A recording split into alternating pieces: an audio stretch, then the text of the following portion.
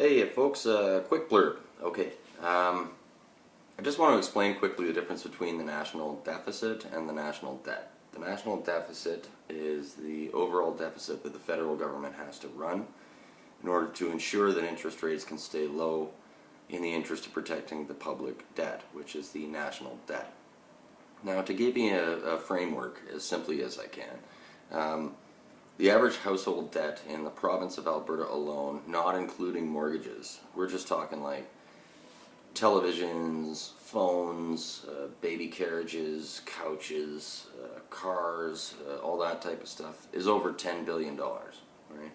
So interprovincially and nationally, we're looking at some big numbers. Now, if you were to add, mortgage debt to that, you could realistically say that number's around $32–33 billion. Now, the reason that the government has to run a deficit is because, just like a person with a credit card, if you don't have the actual means to make the purchase that you want to or need to at the time, then you have to make that purchase on credit at interest. For example, if I were to buy a $2 cup of coffee cash, it would cost me $2. But if I didn't have that $2 and I wanted to essentially borrow the cup of coffee, at 18% interest, that coffee would cost $2.36. Now that $2.36 has to come from the taxpayer. It has to come from some sort of tax revenue system. So the purpose of having that type of system and running deficits but keeping balanced budgets is in order to protect people who have stretched themselves so thin that they're literally spending $2 at 18% interest on a credit card.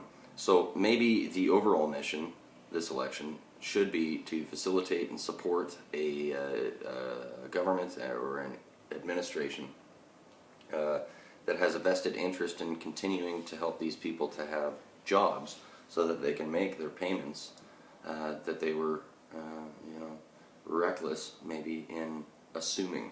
Because most people, when they buy on a credit card, they may, in the back of their mind, like, oh, it's 18% interest. Oh, it's, that's not so bad, right? But think about it this way. $2 cup of coffee, now you're paying $2.36 because the taxpayer is lending you the 36 cents on the guarantee that you're actually going to produce it.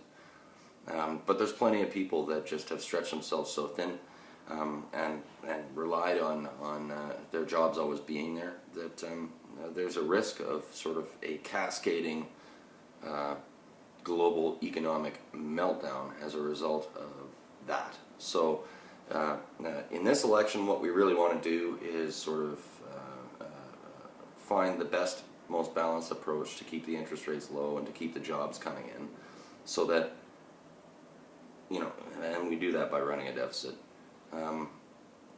We do that so we give people a chance to actually maintain their payments. What people need to do, though, is strive to be debt-free again, because that helps the entire economy and that actually helps the world. Every person that's debt-free is not a person that's increasing interest rates and is not a person that is furthering the